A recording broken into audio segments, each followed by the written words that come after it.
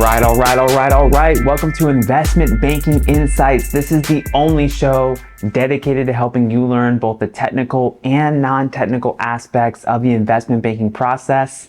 Hello, my name is Alex Mason, and I am your host today. Thank you so much for joining me. Today, we're going to be talking about products versus coverage groups and understanding a little bit more about the landscape of investment banking in terms of how do bankers actually work? What do they do? What are the kinds of things that they work on? So let's go ahead and talk about that now.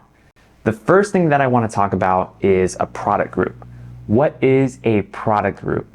A product is a specific set of things that investment bankers sell to a client. And this is really the kind of thing that it's like a package that you deliver to the client. So for example, if a company is doing an initial public offering and is trying to go public, that's part of what's called the equity capital markets or ECM product group at a bank. And so there's this group of bankers that focus on raising money by selling stock to institutions for businesses. And so that's equity capital markets. I think it's an example of the product group. You also have an M&A group. These bankers are focused specifically on doing acquisitions and mergers. So that is all they do. They really focus on that. So that's an example. You also have different types of product groups, such as the debt capital markets. So it's not just raising money by selling stock, but bankers can help companies raise money by selling debt. And this is actually very, very common. The debt capital markets are way bigger than the equity capital markets. And so there's a lot of companies that come to investment banks for help doing refinancings, raising new money in terms of loans or raising notes. And we'll get into the specifics of all that in later episodes, but that's a specific product group as well.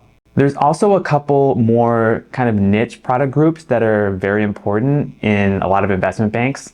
One of them is called leveraged finance. So this is usually abbreviated LevFin.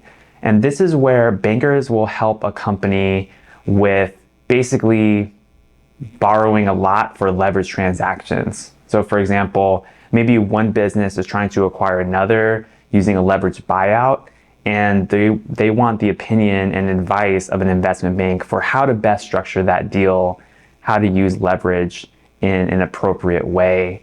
And so that's a very specific type of transaction that a LevFin group might help with. You also have something called restructuring. So a restructuring group will help a business that may be distressed or near distress financially.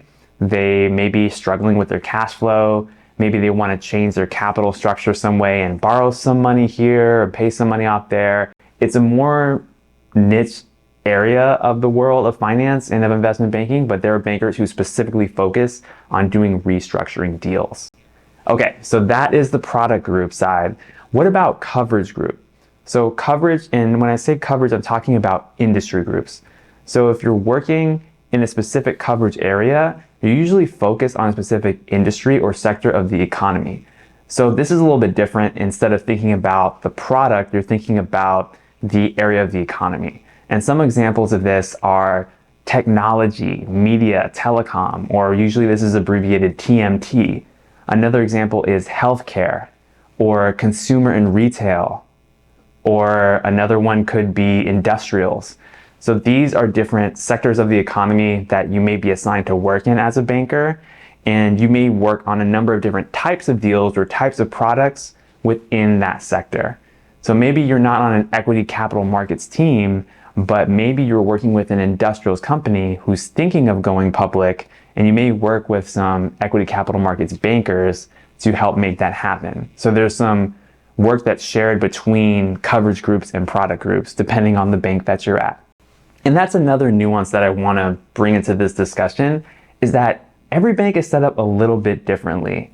Some banks, for example, their TMT or technology, media, and telecom group is actually separated into a couple of different groups because technology, that's really broad, right? So some groups focus specifically on software businesses. Some will focus specifically on electronic hardware businesses.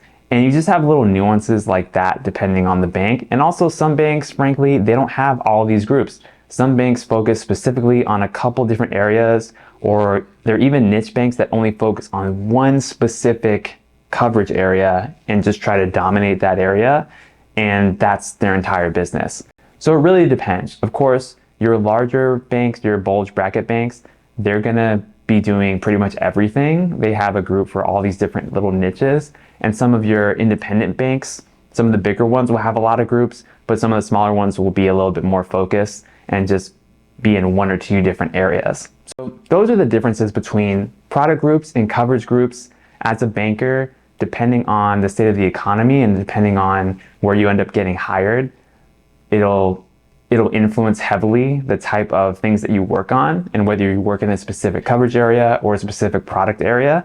But that's some information for you in terms of what the difference is between the two and what they each entail. So that's what we got here today on Investment Banking Insights. I hope you're doing amazing. Thank you for listening to the show as a podcast. Thank you for checking this show out on YouTube as well, Investment Banking Insights. I'm so grateful for your support as I've launched this channel, and I hope you're having a great day. I'll see you next time.